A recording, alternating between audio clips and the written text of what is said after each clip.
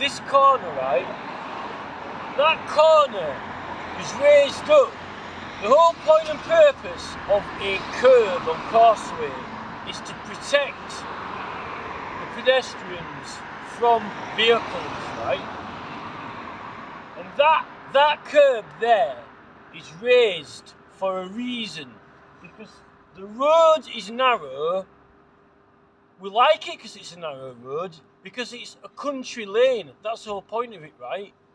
Therefore, when you've got a narrow road, which you're perfectly allowed to have, right? The curb protects the people from the wheels of vehicles and defines the corner of the road for when large tractors and farm vehicle and HGVs and for horses, when they're entering and when they're leaving the road, to make sure they not only see the pavement, but to make sure they don't go up onto the pavement. And it doesn't need a high pavement to do that, but it needs a pavement, right? And it had a nice, perfect size pavement, right? And there were no problems getting prams or other things up and down that pavement. I've spoken to a woman who come round with a pram, right?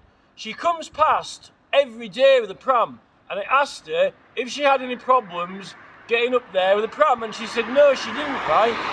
So there's no need to adjust these at all, right? Now, if you look at roads, if you look at any road, right, where the pavement is and comes round, right, when they lower the pavement, right,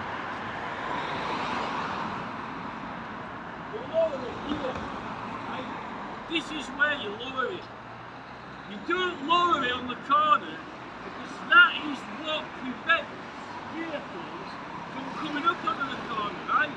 So if we stood here, the traffic comes down.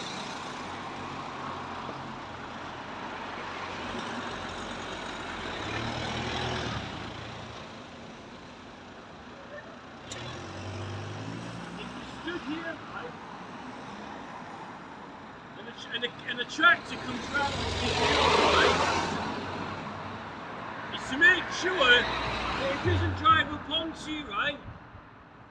The whole design of them is for that purpose. And I don't know who it is who's come up with this new modern idea of doing that, because there are special, specific ways for it to be done, right? And recently, at Paul Lane up the road, right, they've done that. They've lowered the pavement and made the corner of Paul Lane, right? And they've done it round the corner here, right? You don't need to touch this or anything at all there. In fact, at that property, the pavement slowed down, right? You drop these two curbs down here, right?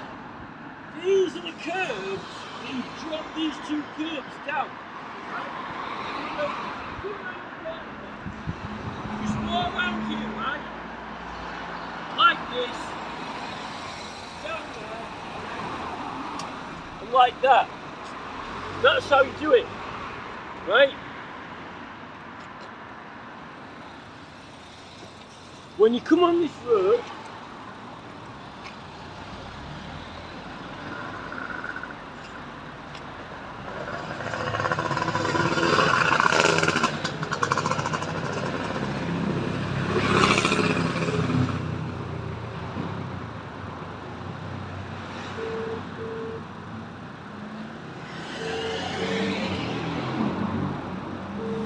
right? You walk across like this, up here.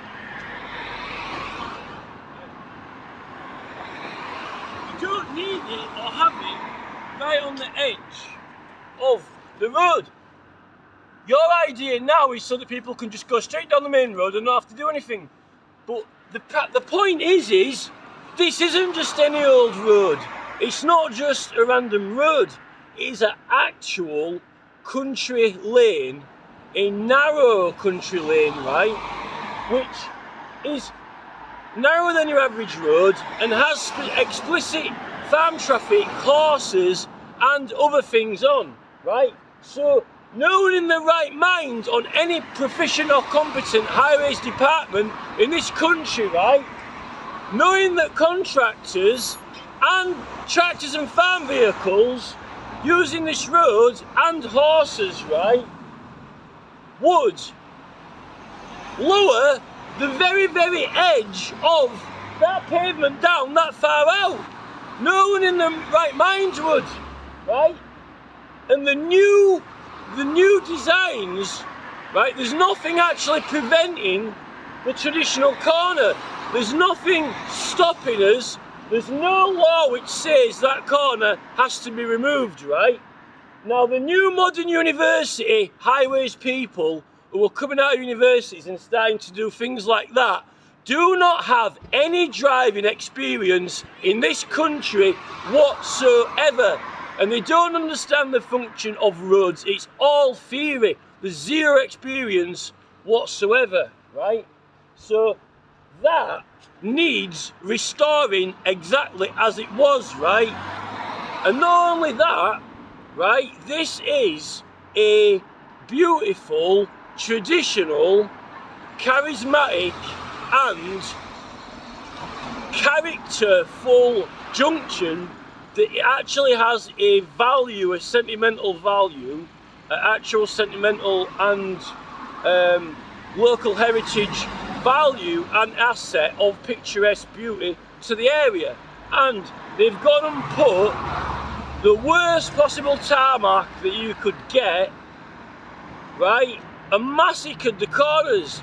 It looks a complete massacre and mess now.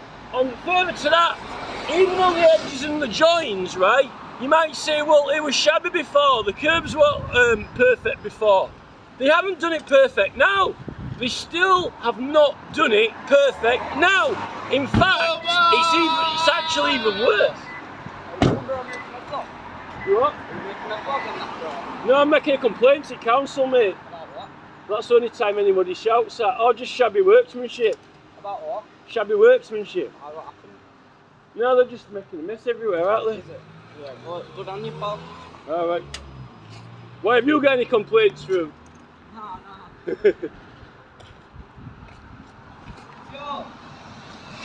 Right? This is not the correct type and texture and consistency of surface, right? It's not the right surface and it's not the right texture, right? When you've got a asset, when you have got a picturesque feature in the village, right, you don't send Chaz and Dave with a shabby, rushed roadworks job just to do a quick job like this, right? Because it's completely and totally ruined the whole point of preserving it, completely and totally. Now these curbs here, right, are a special type of curb with a texture on, right? And I like them. I like these curbs, right? And I want the same curbs put in there that are here, right? And I want the same texture and style of tarmac which is there to be put here, because it looks a complete and total mess and shabby, because they've just sent random Chaz and Daves to do it, right? So you can find some more of these exact curbs, right, and put them in there, and you can put that back exactly how it was at the same height, which protects cars, protects people from tractors and horses and construction vehicles when they're coming off the road round the corner. Because no one with that bush there on the corner, right, and with the width of the road, which is supposed to be this width, because it's a country lane, And that's the point of having a country lane, because it goes into the countryside, right? They ain't even joined it properly there. That's not even joined properly there anyway. And all that's not level and it's just shabby anyway. They've just massacred it, right? Now this isn't done the best anyway, but it actually at least has character. And it has a character of an old road. That's how you know it's an old road, because it looks old. It looks like it's been here for a long time, right? And that whole area there is a visual asset of priceless value, which means you can't put a price on it, except when the council knacker it and ruin it. And then they're actually depreciating the actual value of it. This is depreciating the value, and that's depreciating the value. And it wasn't needed. There was no need for it. If it would have been required and needed, then why wasn't it done last year or the year before or the year before that or the year before that or the year before that? It is a complete fad of university graduate nonsense from highways who are just looking for jobs to fill the time in and jobs to do, right? And you're actually reducing the safety value of it. It did not, none of this tarmac needed touching at all, right? Neither did that need to be touched. Well, that's been left in, luckily. All you needed to do was get those two curbs and lower them down, right? In fact, you can actually reuse these ones and carefully take them out, because you might have to put them back in round there, which is what I propose if you've thrown those other ones away, which you better not have done, right? No, I've spoken to people, no one had problems getting up that pavement there. No one. The whole point of it being raised, you might as well, I think the council, if they could, don't want to have a pavement. They don't actually want people to drive if possible, they just want people to ride bikes and walk everywhere.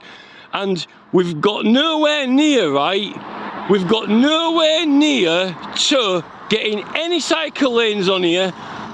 There's been no proposed bike lanes on here, right? And if there is, then I'm going to object to them, because they're only doing bike lanes on Leeds Road, right?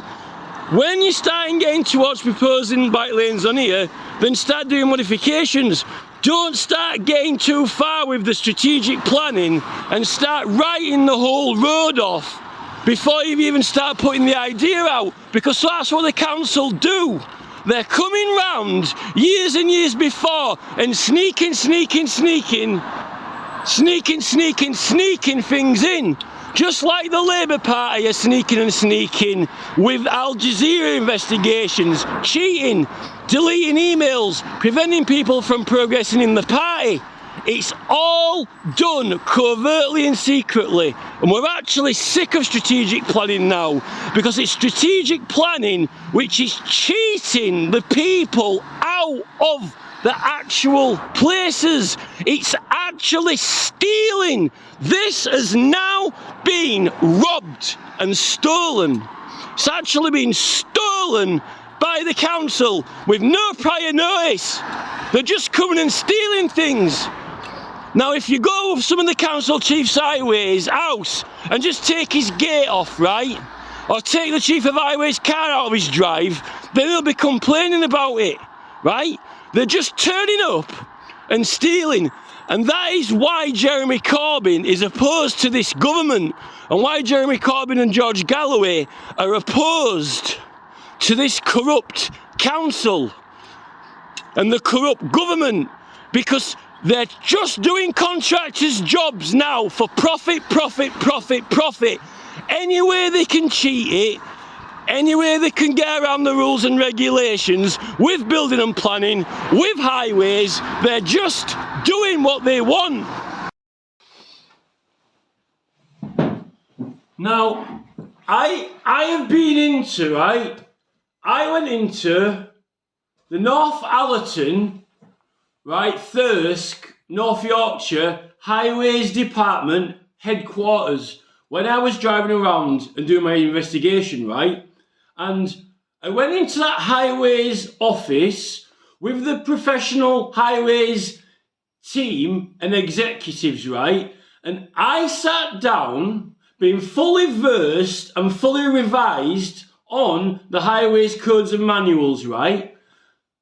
And I went through a different independent view to the West Yorkshire Highways Department, so I could get a professional, expert view of the Ossett bypass, which I found had been extensively, not minorly, extensively laid out with unlawful size and prescription road signage, and it was at a regularly operating police enforcement site, which was meant to be checked on a regular basis.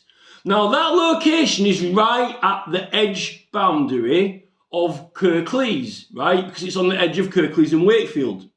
Now, as I had argued with Lancashire Highways, Brenda Garside, who actually ended up resigning after I had made a representation to Lancashire over all the illegal road signage on the Haslingden bypass, right?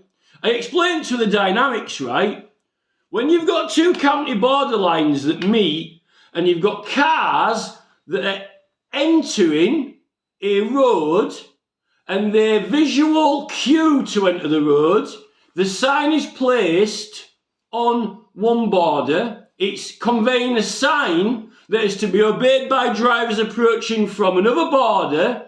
There is a joint responsibility from both authorities, because your signs in Kirklees that are visually visible from Wakefield are giving signals to and affecting the drivers who are actually on the road in Wakefield entering Kirklees. If they are getting a visual cue, a visual signal, and a visual direction from a sign placed on the other side of the border, it's your responsibility that your signs are affecting those drivers. And when you're leaving Kirklees, Wakefield Council have a responsibility, right, for maintenance of signs and the effects those signs have on drivers on the border of Kirklees, which means that all around the entire border of Kirklees, including Calderdale and Wakefield, along the border, as far as the visual sight can see, and as far as there is a effect, a visual transference of information into the visual field affecting drivers, there is a joint responsibility all around the border, right? Within a certain distance of visual effect. And that Ossett roundabout is on the border, right? So when the Mad Mile joins on to the roundabout, the Mad Mile roundabout at Ossett, right? There is a joint responsibility from both Wakefield and Kirklees. I found illegal signs. I'll tell you where the illegal signs were in West Yorkshire, that they were the main dangerous ones, were on the Cornmill, the old Cornmill Road, Cooper Bridge Road, to the Junction 25, when you leave the roundabout at Murfield. Now that's where the border between Calderdale and Kirklees is on that road when you actually enter the roundabout. But there's still a joint responsibility. Now, there'd be multiple accidents on that road where the bad bend is, more or less near where Robin Hood's grave is, right? But on the road near where the pullings are for the motorway. There'd been accident after accident after accident after accident on that corner with ambulances and police attendants year after year after year.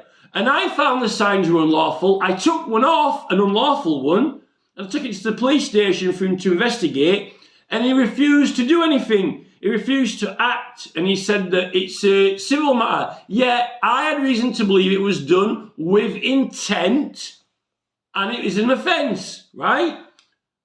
Now that is actually a road being kept dangerous, accident after accident after accident.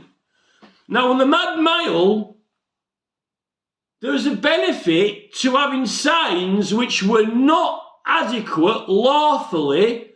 Those signs on the Ossett bypass were not lawfully adequate to what the law requires. Yet West Yorkshire Police were going there time after time after time after time, obtaining prosecutions. And the proceeds from it paid for the bullring and all of the Wakefield town centre being refurbished, right? Illegal. No one should lawfully have been fined on there.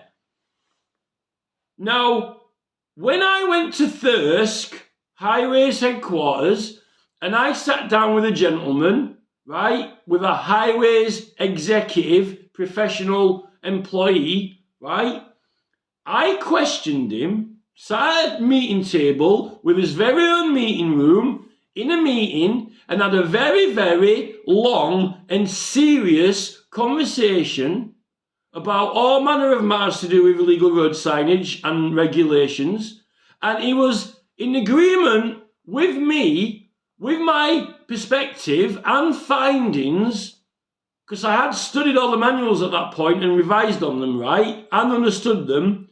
And further to that, I asked him the explicit question if, in light of the evidence, he thought that the Ossett bypass had been set up with intent to be unlawful because it would benefit them fining people and enable them to obtain a larger number of fines on that road, right? Now that is a profession, not just a witness, a professional witness giving evidence when I am questioning him in a investigation on behalf of the public under the right to petition, which can lead to criminal charges being brought against the highways chief executives, staff, and the roadworks site employees, right? It's not a trivial matter. It is extremely serious on an organised criminal ring network, right? Now, when I petitioned and put notices up, the police took them all down and they charged me at the time. Even though now, when someone went and painted all of Armonbury and painted all of the electric boxes around Armonbury, they only got a caution from the police. They didn't get charged in light of all the more recent protesting actions and acts, right? Now,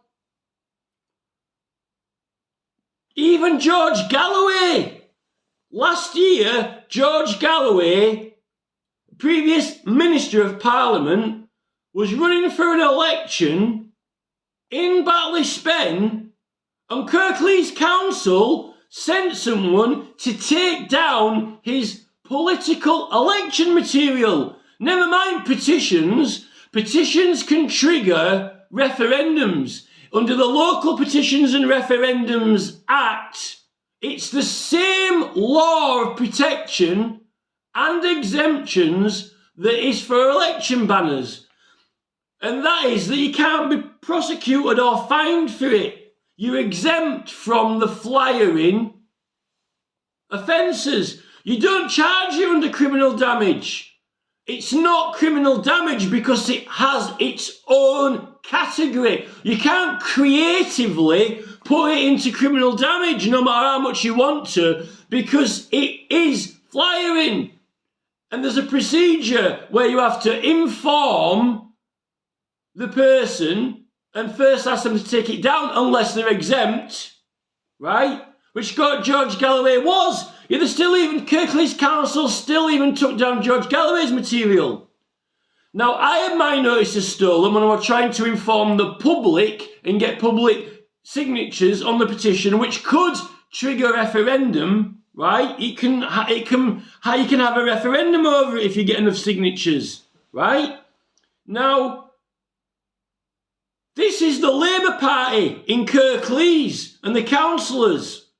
they've got a ring of bullies, and they've got their known colleagues and associates, Tony Earnshaw in the Huddersfield Examiner, all the Highways lads and staff on duty and off duty, and the council staff and executives and the councillors, who, if you challenge a councillor and question them, they've got a habit of blocking you. Why? Bernard McGuinn, ask him a simple question, he just doesn't want to answer it, he blocks you, right? Even though he's response-able to the public. You're not response-able when you have blocked someone, right?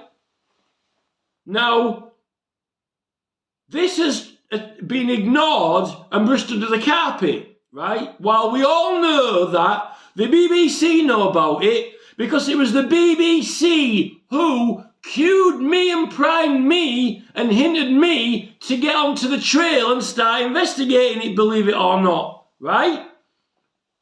And we've been collecting evidence on you, the councils and the government ever since, because we've got people on our side. Neil Oliver, Chris Packham, George Galloway, Jeremy Corbyn, who was kicked out of the Labour Party. He was Labour Corbyn, he was the Labour leader, but he got booted out. And the military have been using Jeremy Corbyn as target practice on a shooting range. The military were using him as target practice. And he's spoken out about that. Never mind pedestrians being used as target practice on the Ossett bypass. Target practice against the public when the road's not enforceable and not lawful, in fact dangerous, just like the A644 going past Robin Hood's grave, because there's been multiple accidents on that corner, yet they refuse to upgrade the road signage on there, right? Now, the Labour Party have got serious issues that have now been my investigation is official. It's not unofficial. It's all published evidence on my website and in petitions submitted to the government and councils, right? Now, if you just think I am a random member of the public and nothing's going to become of it, right? You can think again. Because the Al Jazeera investigations have gone undercover, and this has been published now, and they found that Labour have not only been manipulating their own members who can proceed in the party, who can be promoted in the party, they've been hacking communications and intervening in communications, right? There's been third-party manipulation and intervention in communications. And that's what I've been finding when I've been going about my business with the courts, with my investigation, with trying to get signatures. Someone has been trying to stop me from being successful. And they've been cheating, taking notices down like they did with George Galloway, intervening unlawfully. Now, Al Jazeera have proved this. They've proved it.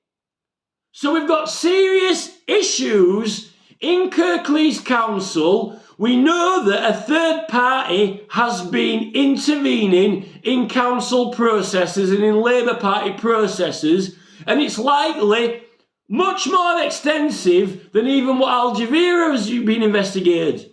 Now, on many of those road signs, they've got to have information on them by law, when it was placed, who placed it, and by whose directions.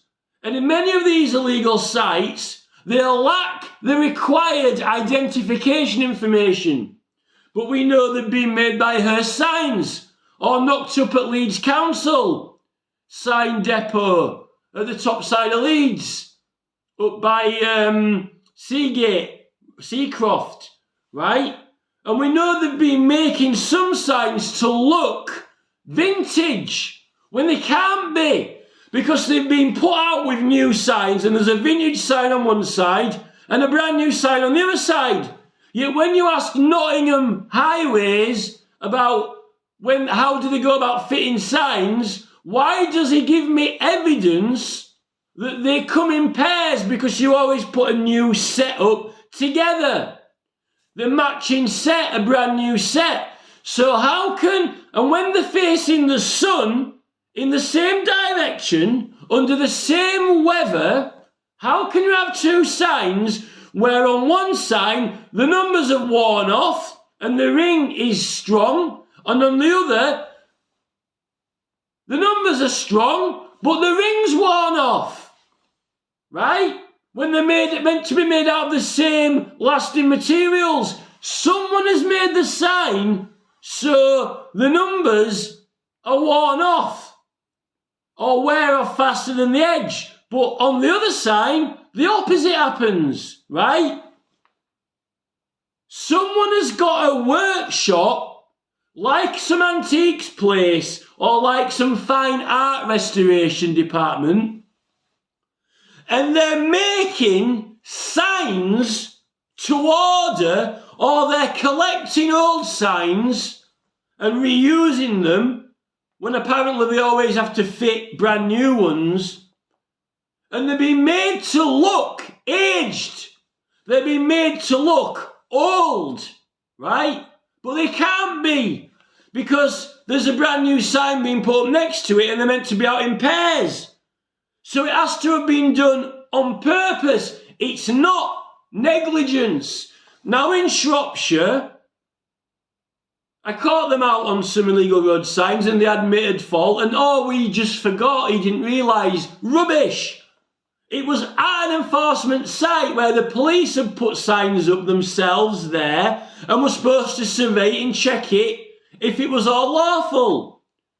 Yet he blanked and ignored the illegal signs, which are misleading at the junction of the speed limit.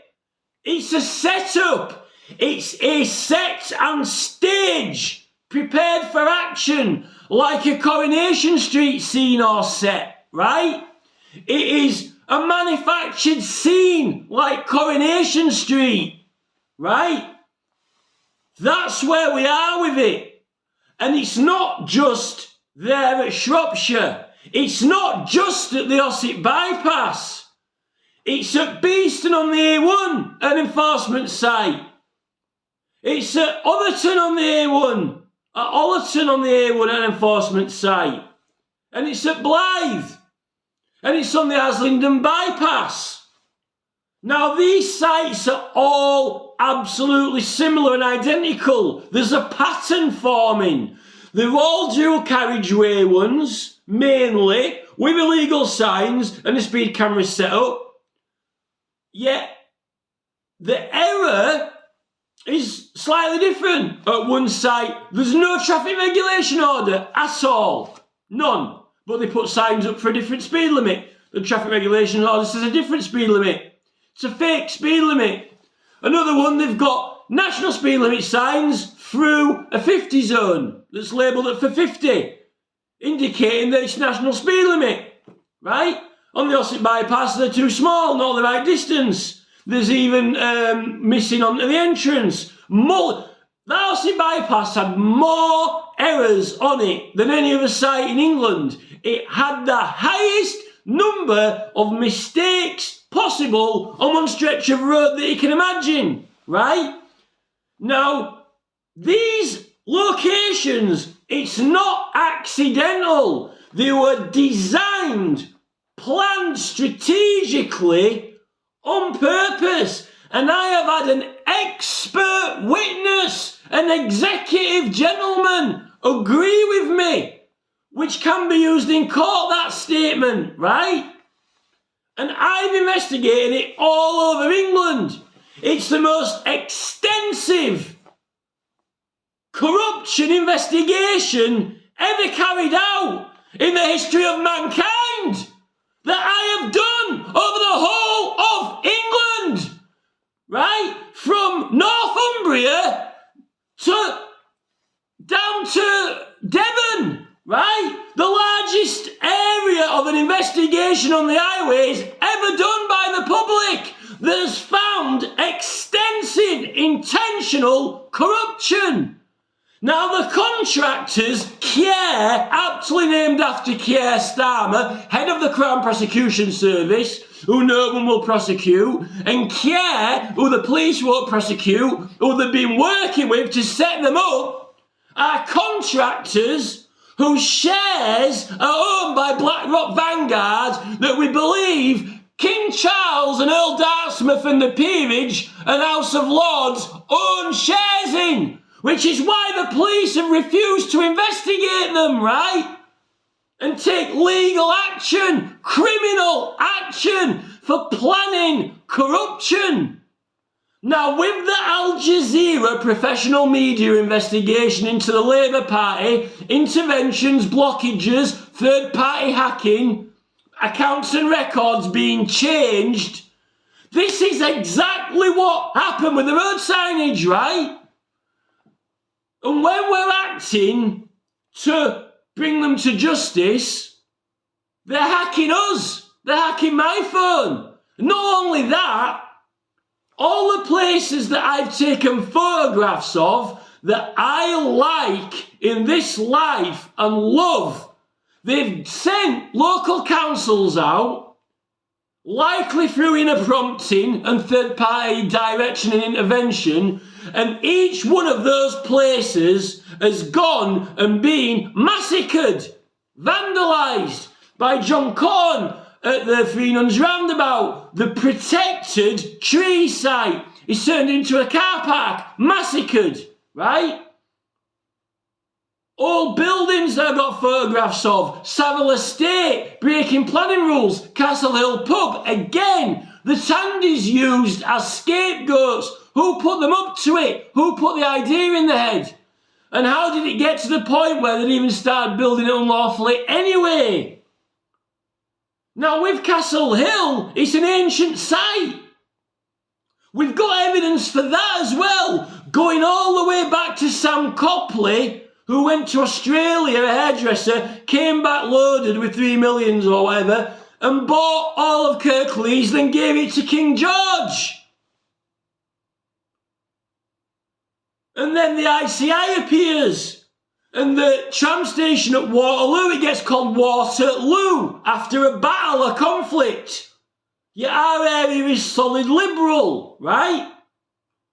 Now, King George and the Royals have got a grievance against our area because it was the liberal area that took sides with the Liberals and the Roundheads and defeated the Royals under Oliver Cromwell.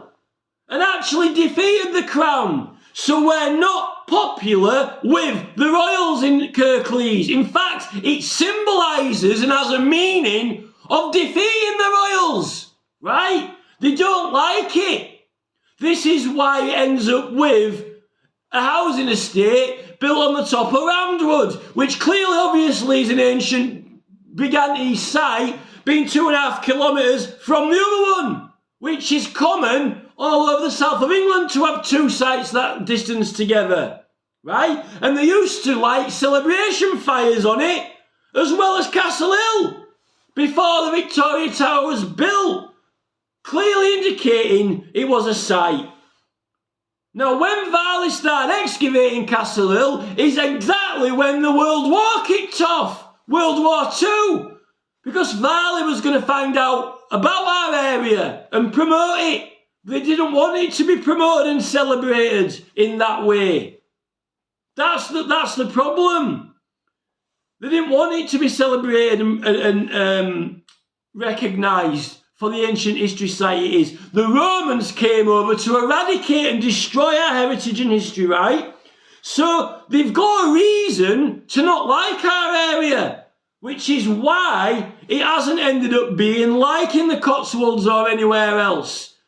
Which is why it's very, very, very important when we've got old buildings, not just mills, old houses like the one on Savile Estate, like the old Castle Hill Pub, and any other buildings, mainly farm ones now, why there are laws for reuse of existing building, not obliterate the building so all what exists is one brick left. There's no existing building left there. We don't give permission to people to knock down buildings that are protected, because it evades the point of the law being there, no matter how they try and argue around it. They're being slack on enforcing it, right? Now, when you are opposing another party, right, you're opposing them because you disagree about something, and you are usually fighting for something or to protect something, right? I am fighting to protect our area, everything that is valuable, rare, special, or has any aesthetic or valuable historic or, pleasurable thing that we like to enjoy in life, which the end of the road is one of those things. Half of Mirfield has been written off so far, even though the people of Mirfield have been objecting. Kirklees Council were obsessed with getting that industrial estate there, getting the Incor building there, even though no one wanted it there. They pushed till everyone was exhausted in trying. This is strategic planning, biding the time. Now, as we're doing this, right, if the council, acting on behalf of the Crown, it is His Majesty's government, right, if you are being sent, whether you know it or not, whether your job sheets are popping up on the computer and jobs are being inserted to do, and someone pops an idea into the head, or it's popped into the head to go do this, go take that up, go obliterate this, go obliterate that, right? You're destroying things. You're vandalising places and things, right? These are the places and things that we're fighting to protect. Now, if during the time of conflict, you are going out and destroying all of the things, right? What are we going to be left to fight to save? Because if you successfully obliterate every single thing that I am living for in this county, after they've gone, what am I fighting for? What am I fighting for? There's nothing left to save. I'm fighting for nothing. I've already been defeated. All that's left is my life, me. I'm fighting for my life. I'm not fighting for the things anymore. They've already destroyed those.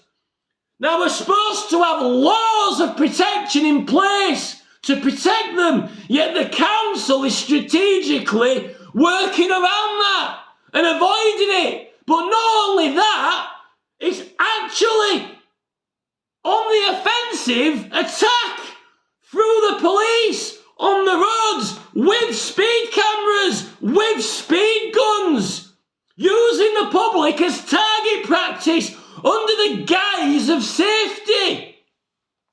Where's the safety in using Jeremy Corbyn's picture as target practice? He's being used as a target by the military because he's in an opposition party to the Tories, to the King, right? Now, the places that I have got photos on my phone, the places that I like looking at, that's why I've got photos of them. When they're on my phone, they're becoming a target for the opposition because they are going onto our phones to find out what it is that they can take from us and destroy to beat us. They've been on Liz Truss's phone. How can you prove this? What evidence have you got? They've been on the Prime Minister's phone, Liz Truss. It's been in the news. Boris Johnson didn't want a special protected phone from MI5. Now, George Galloway could have got in here. They took all his material down. Because they didn't want him to win, didn't Kirklees? They didn't want George Galloway's Worker Party getting in our area. Because it would be in opposition to Kirkley Council's cashy little number they've got. Their own little perfect gang. With Tony Earnshaw, with the highways executive, with the police compadres who meet up with the council in meeting rooms and say, oh, we'll put a barrier on Castle Hill and stop people driving up. We'll put barriers in the town centre and more blocks and bollards rising up and gates. More cameras on Wakefield Road, more cameras in Dalton. Cameras, cameras, cameras everywhere. Security state. Now this is what Jeremy Corbyn and George Galloway and Neil Oliver and Chris Packham and Lawrence Fox, we're opposed to this. We're politically opposed. Yet, because we are the enemy, the opposition,